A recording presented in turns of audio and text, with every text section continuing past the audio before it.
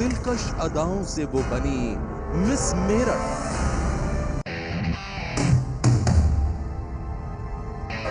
अगर आप मिस मेरठ बन जाते हो तो सबसे पहली चीज आप क्या करोगे?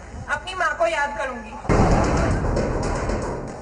सहेली के साथ रिश्तों ने उसे बनाया घर वालों का दुश्मन। क्योंकि इनमें संबंध है। किस तरीके के संबंध? जो समाज में मान्य नहीं है। सहेली के साथ मिलकर उसने किया माँ बाप का खून। मेन रीजन ये था कि उन लोगों का सपोर्ट नहीं मिला मुझे कभी भी। लेकिन अब माँ बाप की वो कातिल सलाखों के पीछे रोएगी। मिस मेरठ को उम्र कैद। मिस मेरठ, कुछ याद आया आपको? भोली सी सूरत वाली वही लड़की जिसने 7 साल पहले अपनी सहेली के साथ मिलकर अपने ही माँ बाप का खून कर दिया था। तब दोहरे कत्ल की उस खौफनाक वारदात के बाद सामने आई थी सहेली के साथ मिस मेरठ के रिश्तों की वो कहानी जिसने हर किसी को चौंका दिया था। लेकिन अब 7 साल बाद अदालत ने दोनों सहेलियों के गुनाहों का कर दिया है हिसाब। वो लड़की जो दुनिया के सामने अपनी मां को बेहद प्यार करने का ढिंढोरा पीटती थी, जिसने अपनी खूबसूरत अदाओं से मिस मेरठ का खिताब जीता था।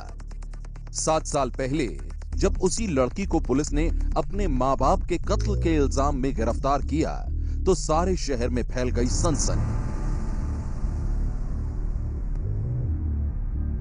लोग मिस मेरठ की खूनी कहानी का सच जानना चाहते थे और तब कैमरे के सामने उसने बड़ी ही बेबाकी से इस बात को कबूल किया था कि उसने अपनी सहेली के साथ मिलकर अपने ही मां बाप का खून किया है।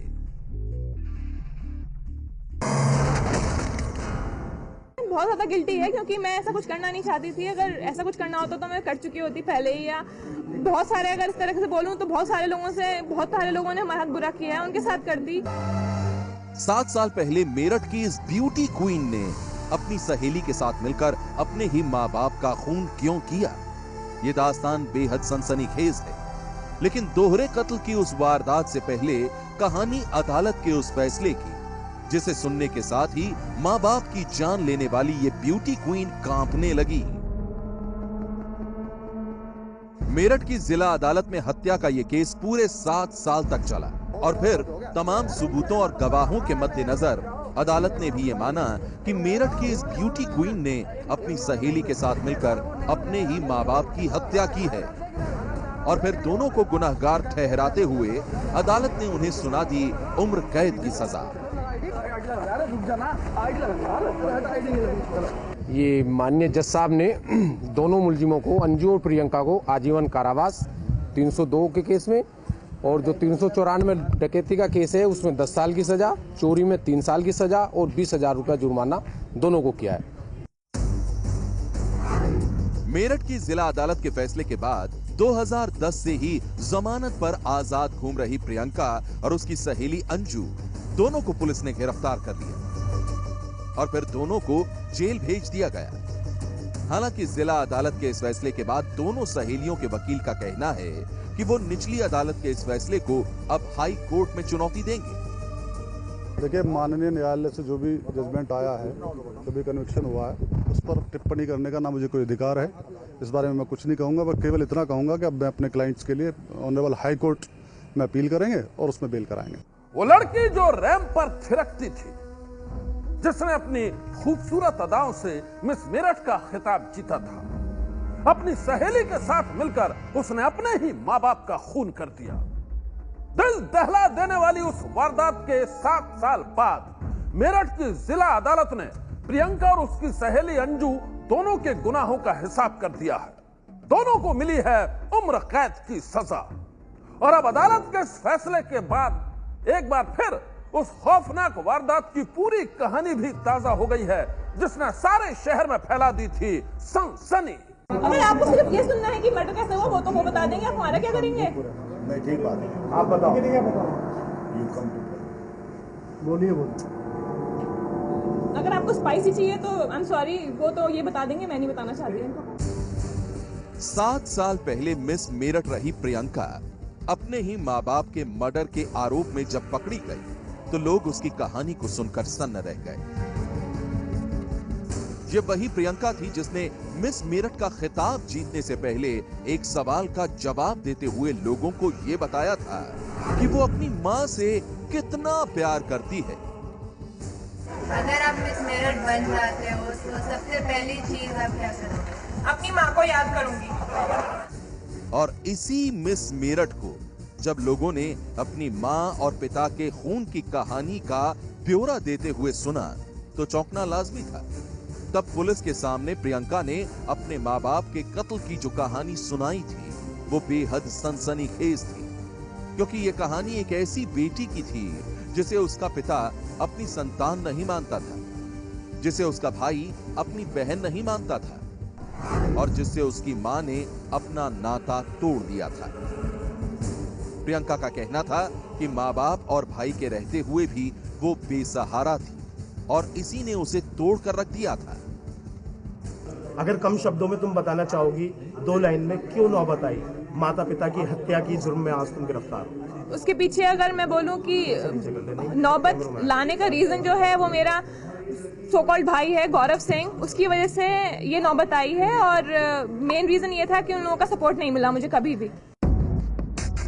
अपने गुनाहों का खुलासा करते हुए प्रियंका ने बताया था कि उसके पिता रिटायर्ड इंजीनियर प्रेमवीर सिंह उसे नाजायज संतान मानते थे। बस इसी समझ के बाद उसके घर में खड़ी हुई थी नफरत की दीवारें। एक तरफ वो अकेली थी तो दूसरी तरफ थे इसके पिता प्रेमवीर सिंह, इसका भाई गौरव और बाकी रिश्तेदार। प्रियंका का कहना था कि वो अपनों के बीच अकेली थी और जब दिल्ली में फैशन डिजाइनिंग का कोर्स करते हुए उसकी दोस्ती अंजू से हुई तो घर वाले उसे दुश्मन समझने लगे।